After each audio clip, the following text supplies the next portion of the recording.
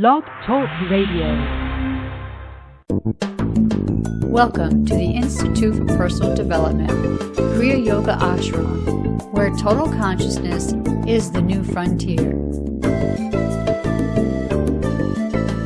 Kriya Yoga is union of the individual with the divine. Join us as we explore the practices to initiate this process. Good morning. Welcome to the Hostess Yoga Let's Talk Consciousness.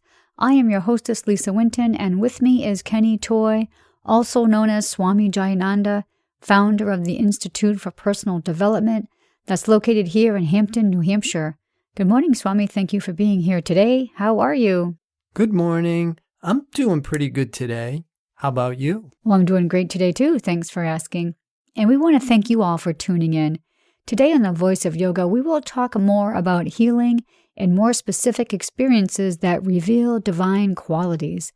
Listen as we unbox some of the miracles in the Bible and look for consistent themes. In this show, we will discuss a different life than the one commonly accepted as struggle and strife with the spiritual option introduced by the Christ. Though there doesn't appear to be any formula for divine healing, there seem to be common denominators that may be employed to reveal the truth.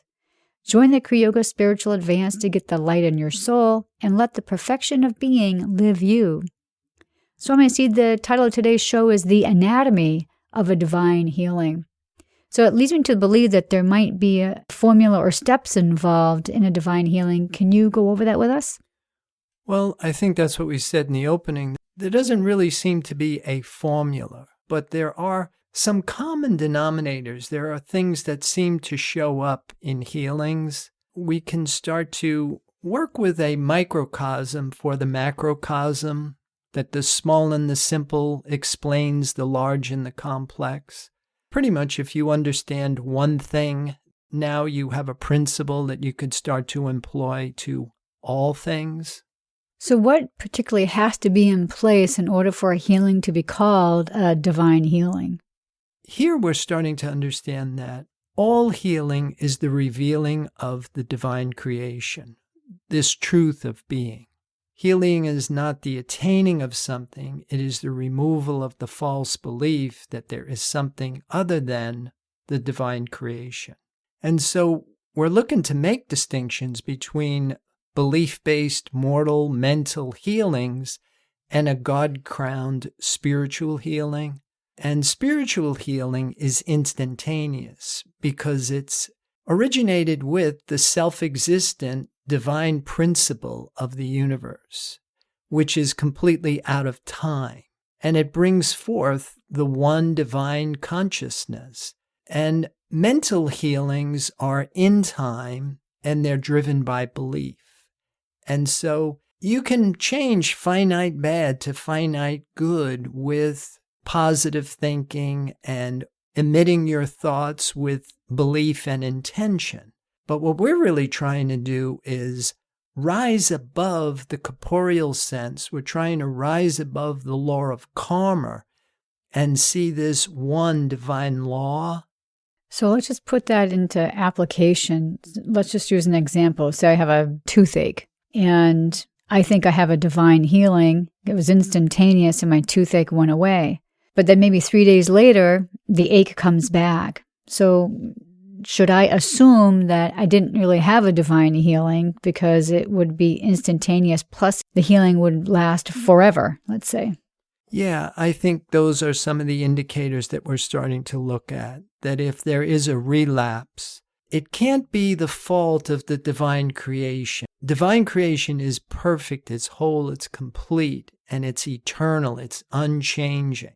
So things that lack these divine qualities can't be under the jurisdiction of divine law, which means that they must be under this belief system, this secondary creation, or this double-minded perspective that isn't real. And what we mean by real is it's not backed by the one divine power, the self-existent power of the universe. And it relies on belief for its existence. So if anybody has a condition, I'm just going to use cancer, for example, because I think we all have known people who have had that condition, and then this condition goes into remission. And sometimes people never get it back, and sometimes they do. And so if it does come back, then you're saying that it's because of a belief in a mortal-based healing, whether it's mental or Reiki or from the medical model. Am I assuming that to be correct? Yeah, that's exactly what we're trying to do here. But we're really not trying to appraise or evaluate healings. We're trying to understand the truth of being. We really want to try and come completely out of the belief in matter. We want to come out of being hypnotized by the mortal mind. And we want to start to live out from this truth of being. What we want to work on here is the function of a miracle, the function of a healing as a means of us proving my level of consciousness, my degree of awareness. You use the phrase, this God-crowned spiritual healing, and I think that's very interesting, the phrase God-crowned. Could you break that down for us? Well, again, what we're trying to understand here is the divine creation. And some of the things that we're learning is that there are things that we can do. There are also things that are obligations, things that we must do in order for us to earn this perspective. We have to give up our limited sense of self. We have to give up the false belief that we are a finite being. We have to accept ourselves to be spirit, eternal, unchanging. We must be in the image and likeness of the divine in order for us to open the channels of communication with it. So the God-crowned healing is just our way of accepting I am an eternal spiritual being. I am the reflection of an indestructible principle. So can we take a few minutes and talk about the healings that Jesus did in the Bible, and why is that important for us to study those? One of my favorite healings that Jesus did takes place in John 5. That's the one where he heals the man at the pool of Bethesda. In that particular healing, you notice there are a few things that take place prior to the actual healing. And I'll read from John 5:6. When Jesus saw him lie, he knew that he had been now a long time in that case. He said unto him, Wilt thou be made whole? Now, that's such an important beginning of this event, because we must have a willingness to be made whole. We must have a willingness to give up this divided sense of who we are. And then in 7, he says, The impotent man answered him, Sir, I have no man when the water is troubled to put me into the pool. But while I'm coming, another stepped down before me. Jesus said unto him, Rise. Again, another really important clue in this healing. And then he says, Take up thy bed and walk. When I read that and I see those 3 steps that are laid out in this particular healing, it always reminds me of, in Kriya Yoga, we call the process of development, where the process we're going from unconscious to self-conscious to superconscious. This healing, this revelation of this truth happens instantaneously. And so these 3 steps almost seem like one step, because in healing, there really isn't something that we attain. It's not like Jesus is emitting some sort of power that is changing his condition. What is actually happening here is that Jesus is lifting his perspective into the awareness of the divine creation, the truth of being. And in him seeing himself as he is under the government of divine law, it immediately dissolves the belief that he wasn't whole, which is a false belief that most of us have accepted. And that's where we live our lives, in this false sense. And we're constantly trying to preserve it, protect it. when in fact, all we really have to do is rise above it and see the truth of our being, that we are whole, we are complete. And so moving from the belief that you are a finite mortal being into the understanding that you are whole, complete, and fulfilled right now takes you out of the law of karma, the cycle of death and rebirth, the belief in two powers, and takes you out of time and space, which is another creation of this false belief, into the one divine consciousness that is completely fulfilled, and it is eternal and unchanging. Everything is happening at once. And so it's instantaneous. And there's no gestation period to that. It isn't like when you go to physical therapy and you have to work for weeks and months and years to try and overcome a particular condition that you believe is there and they believe is there. This is a completely different dynamic.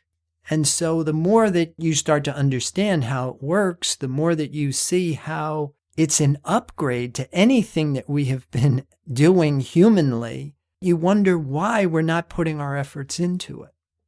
Well, there are several things that interest me about some of these healings that I've been reading in the Bible. And let's take this one, for example, that you're talking about. It's interesting to me that Jesus doesn't ask him for his history of all of his ailments. He just very clearly states, take up thy bed and walk. Like he didn't need an intake form or anything like that we need in our medical community.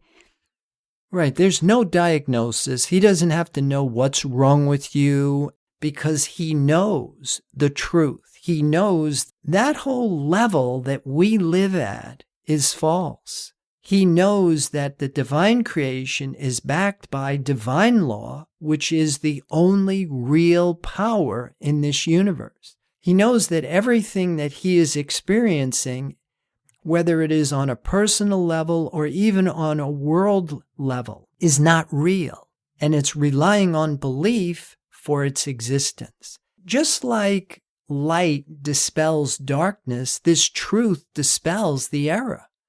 The false belief that there is sickness, the false belief that there is something other than this all-knowing, all-loving, omnipresent, supreme, divine law. And so we continue to believe in it and we continue to perpetuate it with our accepting of it. This is what we're learning. Well, there's one more thing I'd like to comment about regarding that particular healing. Jesus says to him later in the temple, he finds him and says, "Behold, thou art made whole. Sin no more, lest a worse thing come unto thee." And he said that before to some other people as well that he has healed. He says, "Sin no more." So what does it mean when he says that? And then he follows up with, "Lest a worse thing come unto thee." Sin is missing the mark. The sin is that you believe that you are a finite, mortal, human creature. And so once you have the revelation, once you're lifted into the truth of your being to fall back into that belief, then again, because you've gone from the experience of the divine law, and then of course you've rejected that again, this time knowing it as opposed to the first time when you didn't even know that it was there. Now you fall back into the law of karma, which is the law of reciprocity. For every action, there is an equal and an opposite reaction. And so the consequences become increased, is what he's telling us. Well, we're going to pause right here to hear a word from our sponsor. So listeners, we'll be back with you in just a few moments. Snow. That's really cool. Or, it's like you wake up one morning, it's like, you know what? I'm tired.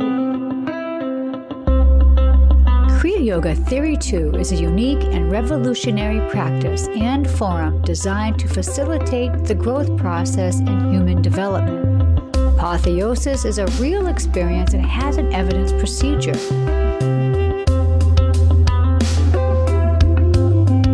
You cannot lead someone to permanent change by doing for them what they must do themselves. Personal accountability and responsibility are the foundation of Kriya Yoga Theory 2. You must be engaged and devoted. Prana power brings virtue to overcome fear, wisdom to overcome ignorance, purpose to overcome selfishness, enthusiasm to overcome laziness. Kriya Yoga is a path of action, knowledge, and devotion. These sessions are a celestial positioning system to guide the individual into union with the divine. For more information or to sign up for your next session online, go to www.ipdtransform.com. Namaste.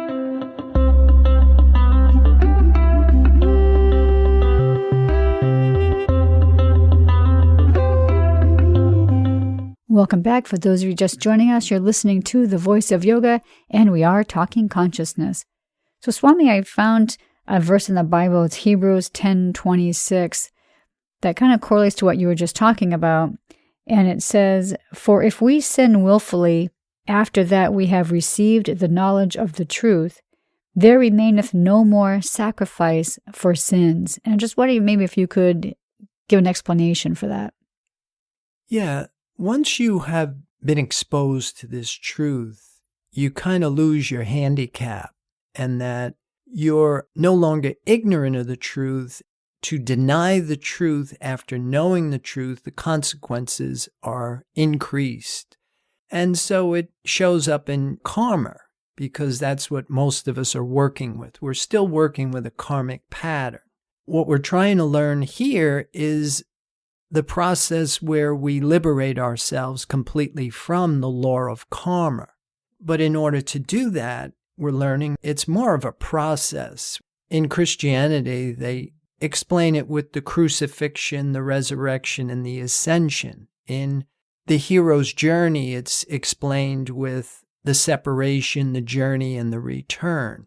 We also understand it from the metamorphosis, say, for example, of a caterpillar, where the caterpillar goes into a chrysalis and then emerges as a butterfly. There are always these 3 stages in development that we want to start to put ourselves through, so that we're not just relying on somebody giving us a jump or a boost, that we work out our own salvation, which is what Mary Baker Eddy would say.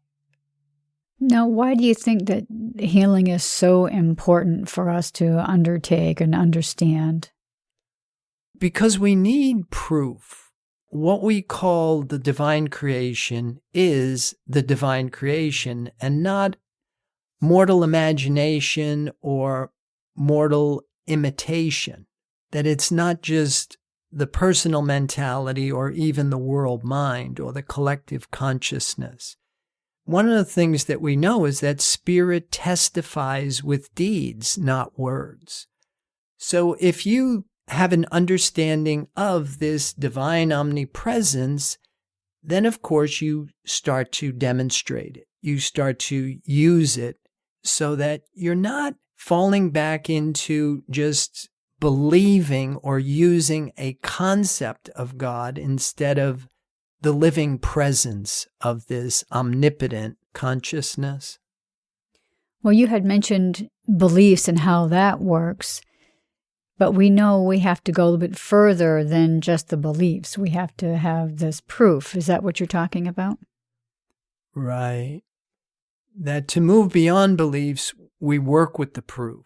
In fact, I really like what Mary Baker Eddy said in Science and Health with Key to the Scriptures on page 355. The charge of inconsistency in Christianly scientific methods of dealing with sin and disease is met by something practical, namely the proof of the utility of these methods. And proofs are better than mere verbal arguments or prayers which evidence no spiritual power to heal. this is something I've been saying all along, is that Mary Baker Eddy put healing on the table. She was proving the presence of this divine creation. Whereas if we're just still working with belief and there's no demonstration, then we're just working with the letter of the truth. And we don't really have the spirit of the truth. We haven't had this internal revelation. And what's preventing us from having this revelation is that we are falling for the two thieves on the cross. Matter and mind become the veil that prevent us from seeing this divine creation. And if we fall for it, if we believe in it, and if we react to it, then we don't rise above corporeal sense. And if you don't rise above corporeal sense, you're in the trap. And so you remain in this cycle of death and rebirth under the law of karma. Well, I realize there may be people out there that don't have Christian Science or divine science practitioners to rely on. And this is probably something that we should be able to do by ourselves, this self-healing in the divine way that you speak of. In Jeremiah 17:14, he says, "Heal me, O Lord, and I will be healed. Save me, and I will be saved, for you are the one I praise." So it's not just a prayer necessarily, but it's more, to me, it sounds like a declaration. But I was going to ask you, what do you think they mean by "I praise"? I think what they're talking about here is imitation has come down as the highest form of praise. Just like it says in the New Testament, "Ask in my name." This whole thing of spiritual identity, to assume spiritual identity, to know ourselves in the way that we're created as a reflection of this indestructible principle. That's very different than when we are in personal sense talking up to or adoring something external to us, an objective, faraway, distant concept of this divine law. Then when you have this personal relationship and you feel the presence because you have accepted yourself not on a sense personal level, but on an impersonal spiritual level, and you've transcended all of these dualistic distractions that most of us get caught up in, that enables you to rise. As we rise, as we come out of corporeal sense, then we can start to perceive things from a more holistic sense, from the absolute, from the spiritual fact of being, rather than the personal, finite, limited belief that we're separate. How would you respond to somebody who would say that, well, living a life in this mystical way may not be practical or couldn't even do it these days? How would you respond to that? Oh, I just recently saw a post from Joel Goldsmith I think would be perfect here. And he said, "Too many Occidentals believe that the mystical life is not only impractical, but largely a figment of the imagination. In this age, however, the way of mysticism is being shown to be not something mythical, mysterious, or occult, but spiritual, and a far more practical way of life than any yet derived in the human realm. It changes life from the everyday humdrum human experience with its trials and tribulations and its ups and downs to an entirely different kind of life, one lived from within and yet not lived by us, but rather lived through us. A life in which we pass from living by taking thought and by our own effort to living by the Spirit." That's what we're talking about here, to rise above corporeal sense, to come out of this limited sense of who we think we are and then to accept ourselves as being this eternal spiritual reflection of the divine. So the next question would be, Swami, is why do we accept a life of struggle and strife? We don't know much better. The way we're socialized to believe in two powers. And when you come out of the blocks, you're working with false information to begin with. It's very easy. And we don't have leadership that educates us about the truth of our being. Apart from what I've learned that Mary Baker Eddy started with her Christian Science, I know in the Kriya Yoga that I was teaching that we talked about samadhi and we talked about these states of being, but we really didn't have a way of proving what it was that we were doing.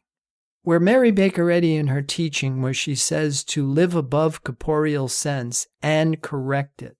To me, this is great advice, but how do you do this? And then following some of the teachings in the infinite way, Herb Fitch, he gives this great lecture called Fourth Dimension Series. And in it, he kind of gives us a clue on how to do that. And he says, and this is the language that he uses, he knows that death occurs only in the television image of the cosmic mind. There is no other death. When the images are seen as unreal and you are walking in the divine image behind the images, there is no death there. Whoever keeps my saying will never know death. You're changing from the images of the cosmic mind by not acceptance to the divine image that you are, and you will never know death. And to answer your question, I really think that a lot of us are unaware of the fact that this divine creation is right here. It doesn't report in our five corporeal senses, and that we have to crucify the false sense of who we are. We have to resurrect it and then ascend.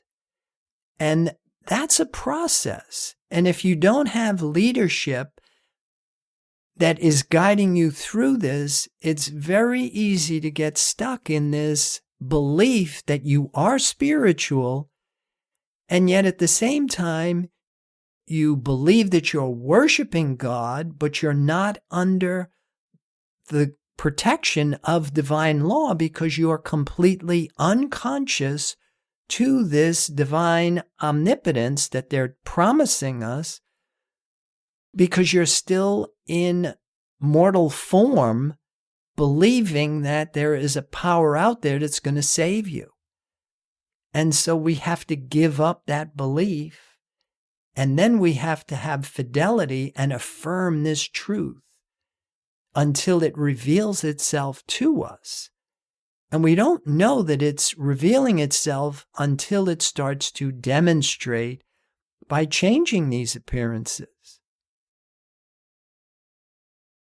You remind me of another verse that I had researched, and this was from James 5:14. The prayer offered in faith will make the sick person well. The Lord will raise them up.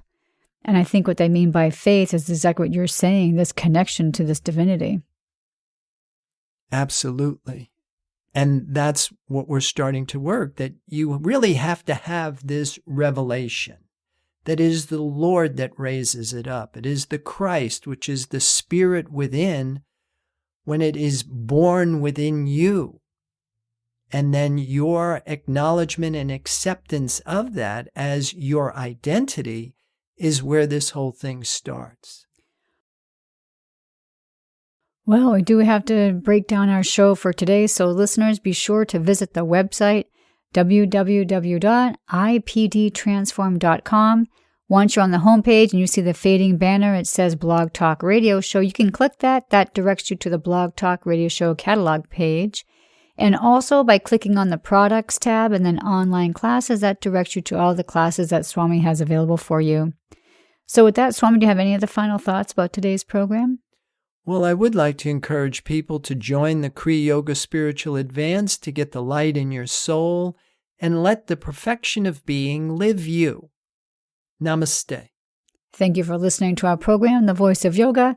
This is Lisa Winton along with Swami Jayananda signing off. Have a wonderful Kriya Yoga kind of day. Namaste.